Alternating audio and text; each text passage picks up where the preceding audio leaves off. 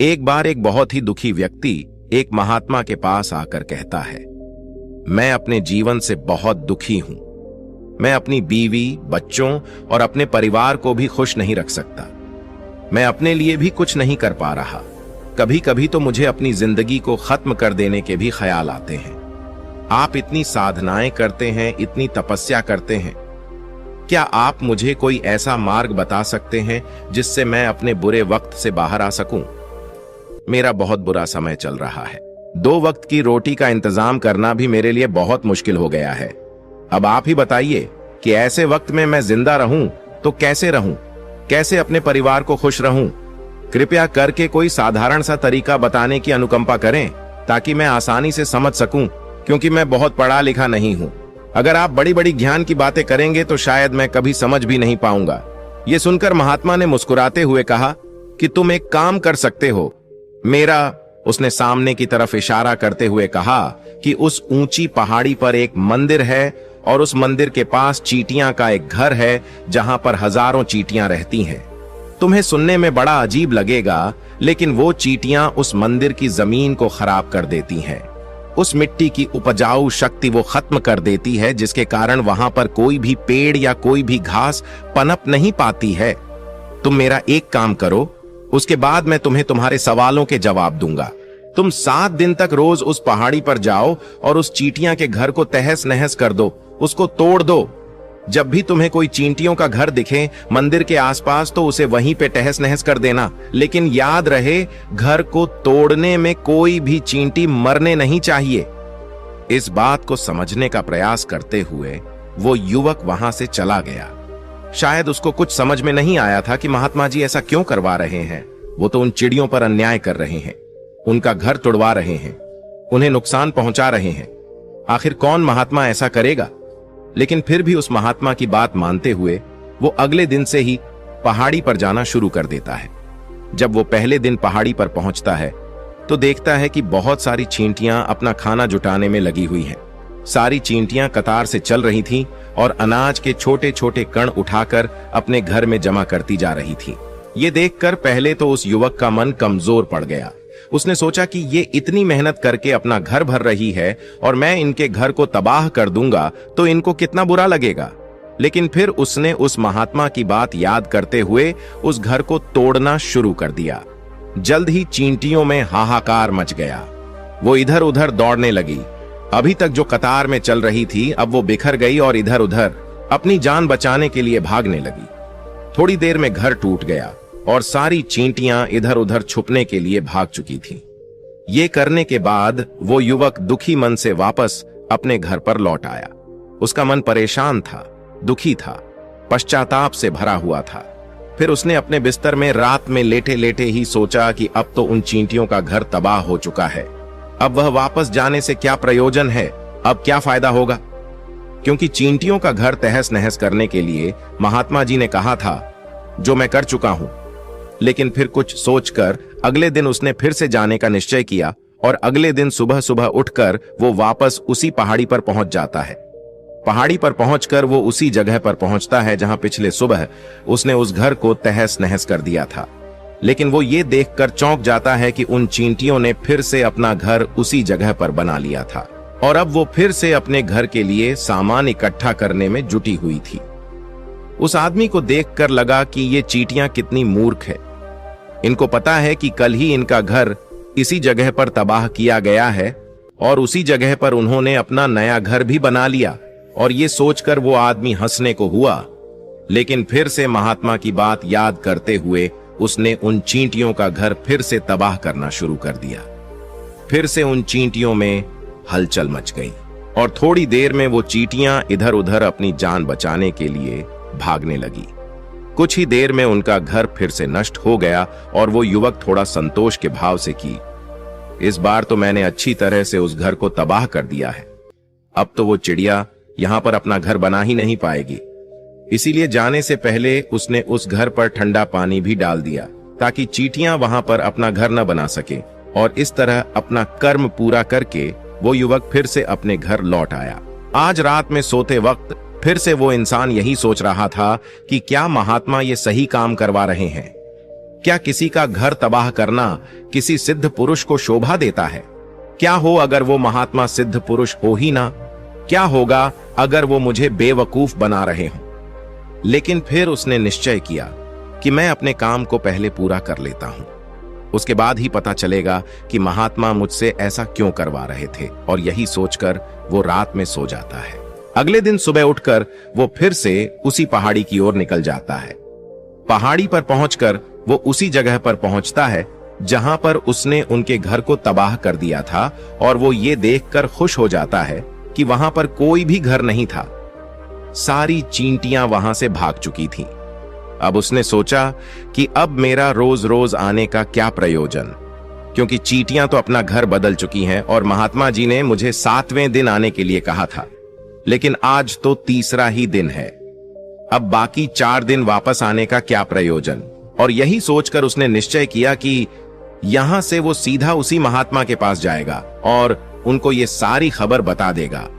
जब वो वापस मुड़कर उस पहाड़ी से उस महात्मा की कुटिया की तरफ जाने लगा तो उसने देखा तो अचानक उसकी नजर एक और घरौंदे पर पड़ी जो कि चींटियों का ही बनाया हुआ था। मतलब कि वो घरौंदा चींटियों ने ही बनाया था और अब वो चींटियां नए घर में वास कर चुकी थीं।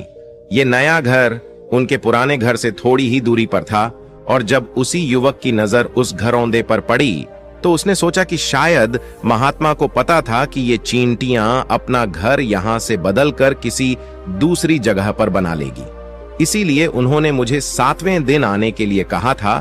और ये विचार करके वो उसका नया घर भी तोड़ने के लिए पहुंच जाता है। जब वो वहां पहुंचा तो चींटियां उसी तरह अपने कार्य में लगी हुई थीं। वो अपने लिए खाना इकट्ठा कर रही थी और अपने घर में जमा करती जा रही थी जो पुराना घर टूटा था। वहां भी अनाज के कारण बचे हुए थे और चींटियां वहां से भी अनाज इकट्ठा कर करके वापस अपने नए घर में ला रही थीं। अब यहां पर फिर से युवक का मन थोड़ा कमजोर पड़ गया, क्योंकि वो खुद भी कमजोर था, खुद भी वक्त का मारा हुआ था। इसीलिए उसके मन में उन चींटियों के प्रति दया का भाव उमड़ रहा था। उनके ऊपर उसे दया आ रही थी। वो चाहता था कि उनकी मदद करे, लेकिन वो उल्टा उनको नुकसान पहुंचा रहा था। लेकिन उस महात्मा की बात को याद करते हुए उसने फिर से उस घर को तोड़ने का निश्चय किया और उसने इस बार बड़ी ही सावधानी के साथ बिना किसी चींटी को कोई नुकसान पहुंचाए वो घर तबाह करना शुरू कर दिया।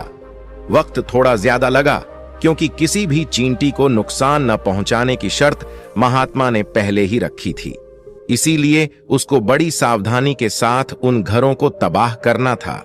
लेकिन आखिरकार उसने उस घर को भी तबाह कर दिया और उस घर को तबाह करने के बाद वो बड़े ही दुखी मन से, इस बार वो पहले से भी ज्यादा दुखी था, क्योंकि उसने उनका नया घर भी तोड़ दिया था।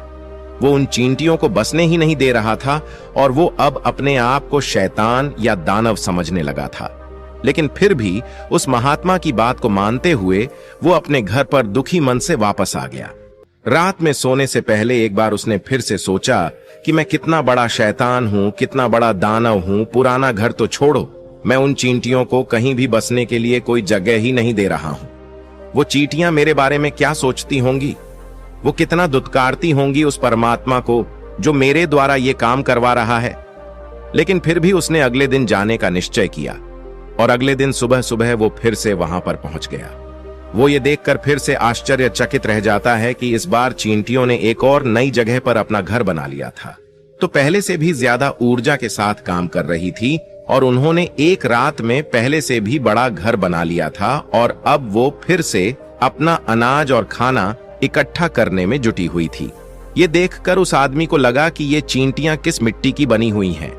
मैं इनको बार बार यहां से भगाने की कोशिश कर रहा हूं और ये वहीं पर अपना घर बना लेती है। क्या इनको पता नहीं है कि मैं इन्हें यहाँ पर कभी भी बसने नहीं दूंगा? ये चींटी है, दिखने में इतनी छोटी है, लेकिन फिर भी ये मुझसे हार नहीं मान रही है। बड़ी ताज्जुब की बात है। और इस बार उसने गुस्से में उस घर को तहस नहस करना शुरू कर दिया। लेकिन इस बार तहस नहस करते हुए कुछ चींटियां वहीं पर मर गईं। उसके पैरों तले कुचल दी गई। कुचलने के बाद जब वो अपने अहंकार से बाहर आया तो उसने देखा कि गुस्से में उसने उन चींटियों को कितनी क्षति पहुंचा दी है। उसका मन पश्चाताप से भर गया और वो रोता हुआ अपने घर की तरफ बढ़ गया। रात में सोते वक्त उसने सोचा कि मैं उन चींटियों पर बहुत ज्यादा अत्याचार कर रहा हूं, अब इससे ज्यादा अत्याचार में नहीं कर पाऊंगा, और यही सोचकर वो अगले दिन उन चींटियों के लिए अपने घर से थोड़ा आटा लेकर उसी पहाड़ी पर पहुंच जाता है। आज उसके मन में उन चींटियों के प्रति श्रद्धा का भाव था, दया का भाव था। आज वो उनकी मदद करना चाहता था, और जब वो वहां पर पहुंचा तो चींटियां फिर से अपने नए घर को बनाने में जुटी हुई थीं।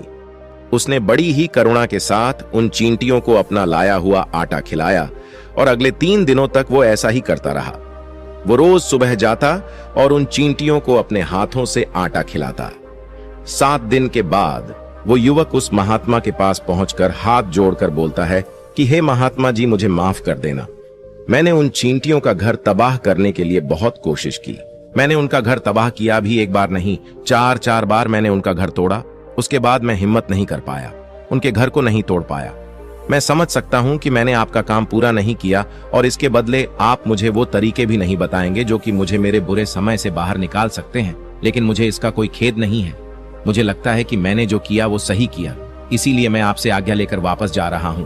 कृपया मुझे वापस अपने घर जाने की आज्ञा दीजिए। ये सुनकर महात्मा ने मुस्कुराते हुए कहा कि अरे बेटा, कहां चल दिए, रुको तो सही, जलपान तो कर लो, थोड़ी देर ठहर जाओ, उसके बाद चले जाना।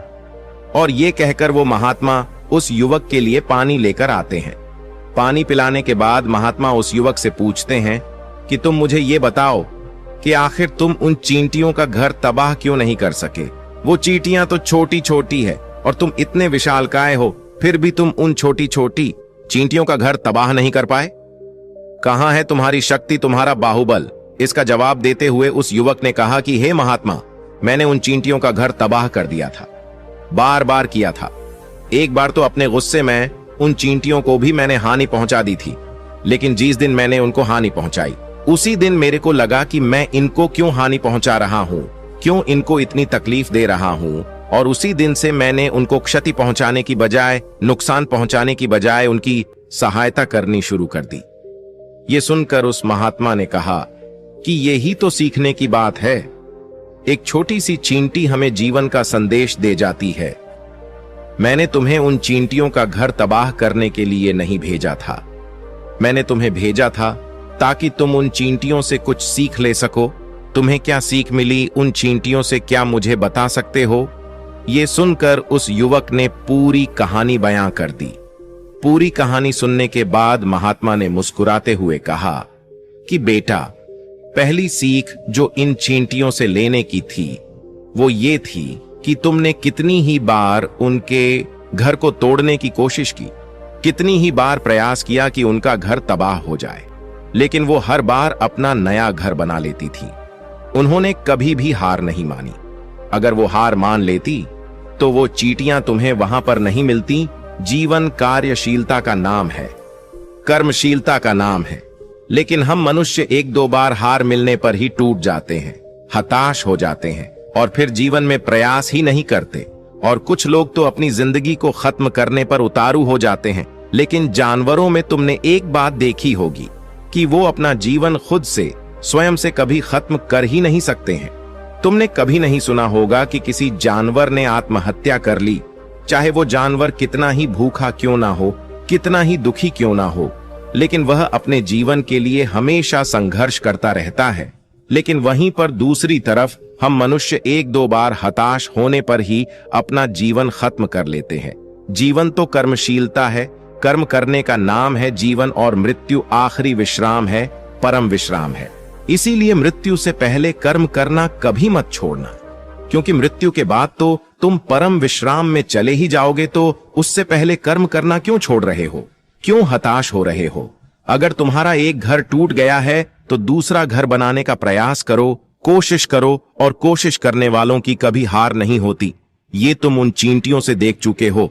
देखने में तुमसे कितनी छोटी है वो चींटियां, और तुम इतने बड़े हो, लेकिन उनका मन तुम्हारे मन से इतना बड़ा है, इतना विशाल है, इतना दृढ़ संकल्प ही है कि इतनी बार घर टूटने पर भी उन चींटियों ने कभी हार नहीं मानी। दूसरी सीख ही यहां से लेने की थी।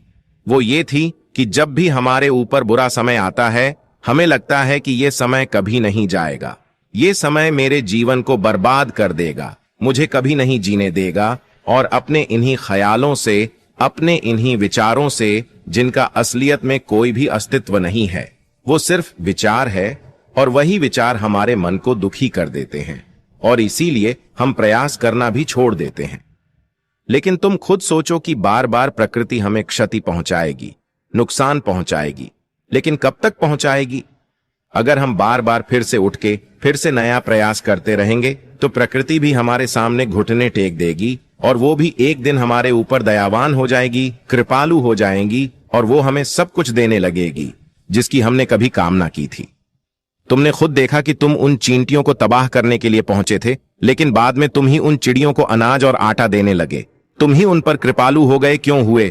क्योंकि तुमने देखा कि वो चींटियां हार ही नहीं मान रही हैं। इसी तरह अगर तुम भी अपने जीवन में कभी हार नहीं मानोगे तो एक ना एक दिन ये प्रकृति तुम्हें वो सब कुछ देगी जो तुम अपने जीवन में पाना चाहते थे। इसीलिए दो सीख याद रखना, कर्मशीलता कार्य करते जाना, और दूसरा कि एक ना एक दिन प्रकृति तुम्हारी उस कर्म का परिणाम तुम्हें जरूर देगी।